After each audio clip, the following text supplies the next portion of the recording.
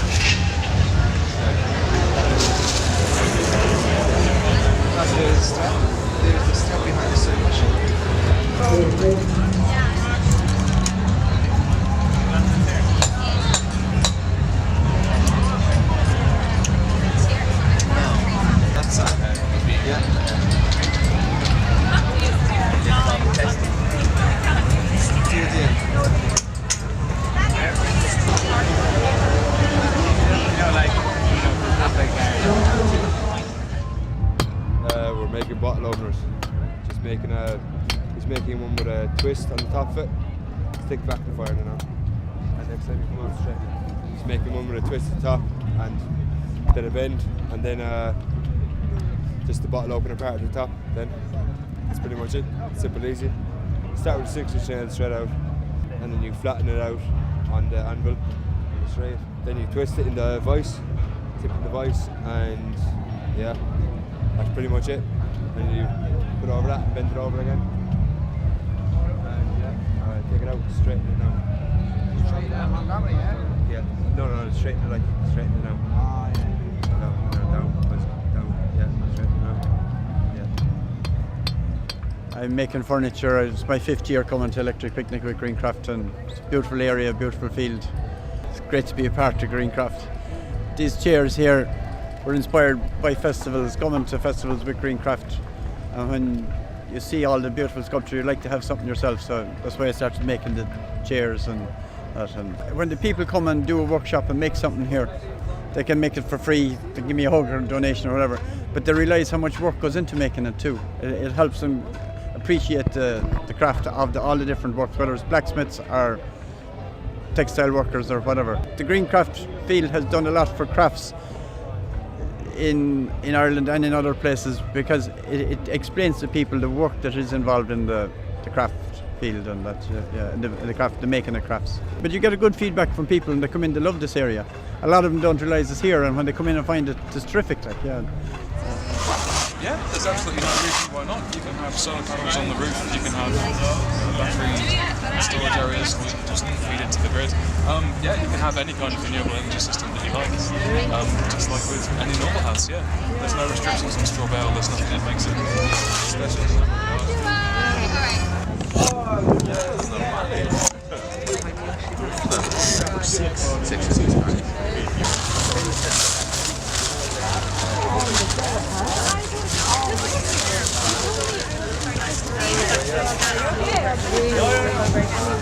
When he's finished, look.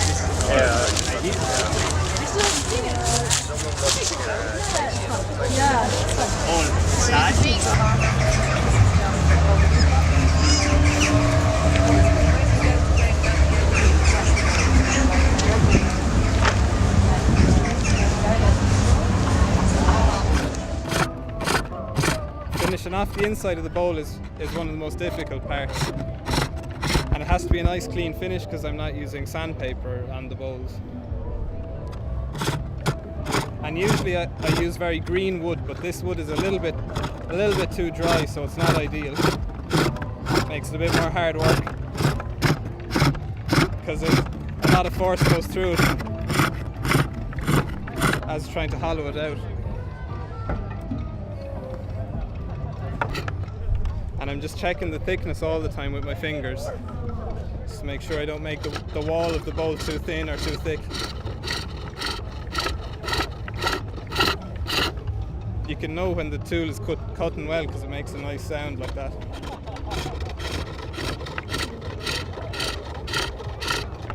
So I'm just reaching further in with the tool now to undercut the core piece of wood from the bowl.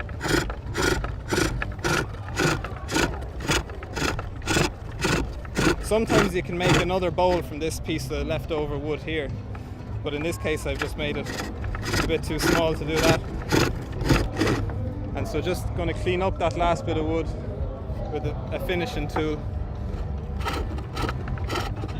Get a nice clean finish on the bottom of the bowl.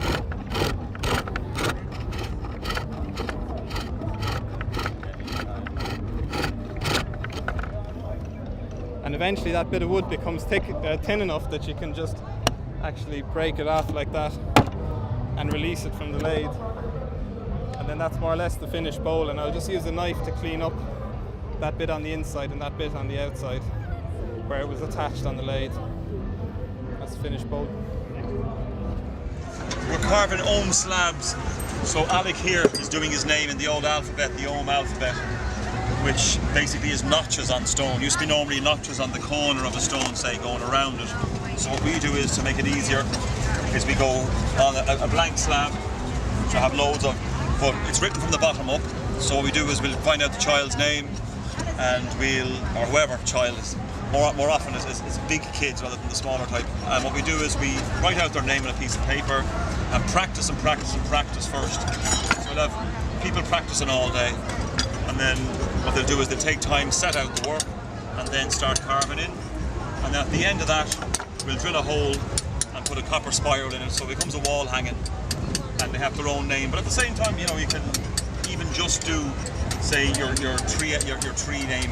We'll dig into that. The ohm and the tree go hand in hand. So we're doing basically whatever your date of birth is. You might be a Piscean in now terms, but in the old days you'd have been an alder. So they find their tree and they'll carve in their birth tree rather than just their name. So, and it takes a lot of hands, it takes a lot of time. So we're here all day, so we don't care how long it takes.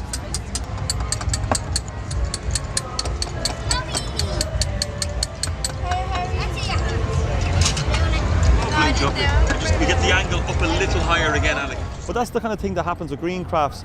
It's like a collaboration of wood and stone, and the ethos as well as, you know, again, it's all natural materials. But the nice thing about it is we didn't buy any materials. We just went and got them from where they weren't being used at the moment. Yeah.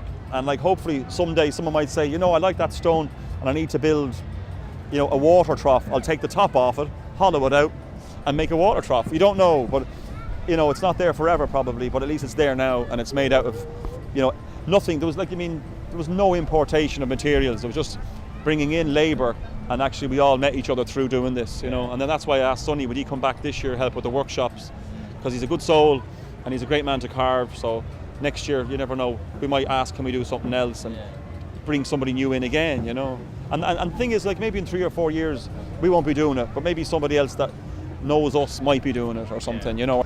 I think that's why Greencrafts is going so well. It's really fluid, really, and like there's loads of new people to meet every year when you come to an event like Body and Soul or the Electric Picnic, and there's no hierarchy of crafts, like I was saying to you. No, there's none of this timber's better than stone, or, you know, no one's trying to out-green anybody else. If anything, you can stop at anyone and say, oh, how do you do that with the willow? How do you make it bend? Or what do you do? And they'll drop everything and they'll give you half an hour and tell you. Next thing, you're sharing names and you're sharing phone numbers, and then you're thinking, I know someone who might, you know, benefit from this person I just met. And it just becomes this, it's like a network, you know, it really is, you know. Super. And if you come around here now, it's part of the walking on the job. We go down and then we go back up there.